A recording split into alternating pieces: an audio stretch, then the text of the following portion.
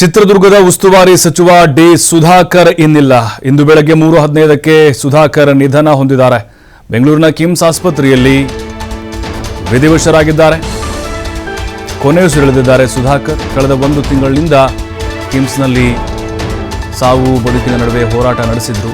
ಐಸಿಯುನಲ್ಲಿ ನಿರಂತರವಾಗಿ ಅವರಿಗೆ ಚಿಕಿತ್ಸೆಯನ್ನು ಕೊಡಿಸಲಾಗ್ತಾ ಇತ್ತು.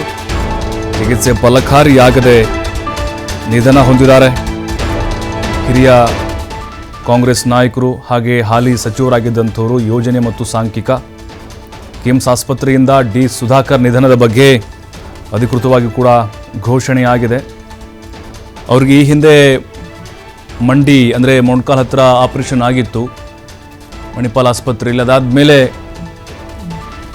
ಶ್ವಾಸಕೋಶದಲ್ಲಿ ಸೋಂಕು ಕಾಣಿಸಿಕೊಳ್ಳುತ್ತೆ. ಅದು ಉಲ್ಬಣ ಆಗುತ್ತೆ, ದಿನೇ ದಿನೇ ತೀವ್ರ ಮಟ್ಟಕ್ಕೆ ಹೋಗುತ್ತೆ. ಹಾಗಾಗಿ ಹೆಚ್ಚಿನ ಚಿಕಿತ್ಸೆಗಾಗಿ ಕಿಮ್ಸ್ ಆಸ್ಪತ್ರೆಗೆ ದಾಖಲು ಮಾಡ್ತಾರೆ ಎಲೆಕ್ಟ್ರಾನಿಕ್ ಸಿಟಿಯಲ್ಲಿ.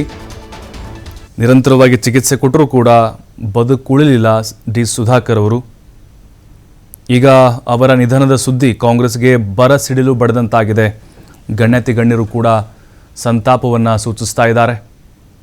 ಅದರಲ್ಲೂ ಜನಾನುರಾಗಿಯಾಗಿ ಹಿರಿಯೂರು ಮತ್ತು ಚಳ್ಳಕೆರೆ ಭಾಗದಲ್ಲಿ ಕೆಲಸವನ್ನು ಮಾಡಿದಂಥವರು ಡಿ ಸುಧಾಕರ್. ಆ ಭಾಗದಲ್ಲಿ ಬಹಳ ಪ್ರಭಾವಿ ನಾಯಕರಿವರು.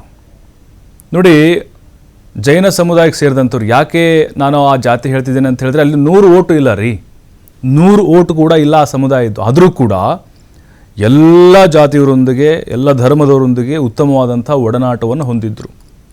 ಹಾಗಾಗಿಯೇ 4 ಬಾರಿ ಗೆದ್ದಿದ್ದಾರೆ ಅವರು. ಆರಂಭದಲ್ಲಿ ಚಳ್ಳಕೆರೆಯಿಂದ ಸ್ಪರ್ಧೆ ಮಾಡ್ತಾರೆ. ಅವರು ಚಿಕ್ಕಪ್ಪ ಜಯಣ್ಣ ಅವರು MLA ಆಗಿದ್ದಂಥವರು. ಅವರಿಂದ ಸ್ಫೂರ್ತಿಯನ್ನು ಪಡಿತಾರೆ. ಅದಾದಮೇಲೆ ಅವ್ರ ಜೊತೆ ನಿರಂತರವಾಗಿ ಕ್ಷೇತ್ರದಂತ ಸುತ್ತಾರೆ.